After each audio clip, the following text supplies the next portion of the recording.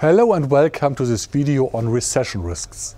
In order to bring high inflation down again, the US Federal Reserve is likely to raise its policy rate to 3.5% by the middle of next year.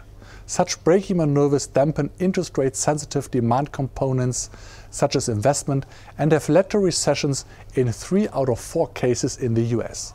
We expect growth of the US economy to slow significantly and to come close to recession thresholds by the end of next year. Unlike the Fed, the European Central Bank ECB is reluctant to fight inflation. It is likely to raise its deposit rate by 0.25 percentage points for the first time in July. But supporters of a loose monetary policy are clearly in the majority, so policy rates will rise only slightly and are unlikely to choke off the demand in the Eurozone.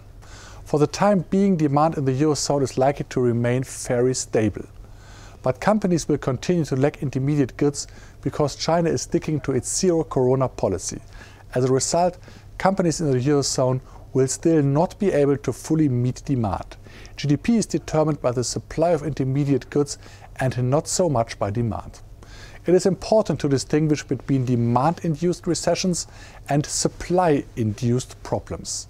If a central bank threatens to choke off demand, as in the US, it triggers a self-reinforcing downward process that lasts longer and quickly leads to a recession with significant rising unemployment.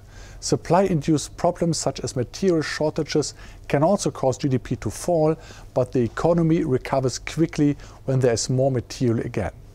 German GDP also went up immediately after the end of the 3 lockdowns. I don't expect a classic recession for the Eurozone. I would of course change my mind if Russian gas supplies were to stop. In such a risk scenario, energy prices would skyrocket. So much purchasing power would then flow abroad that a recession would be inevitable for that reason alone. But that's not our main scenario. If there were only supply-induced short declines in output but no classic recession, the ECB would probably go ahead with its plan to cautiously raise its policy rates.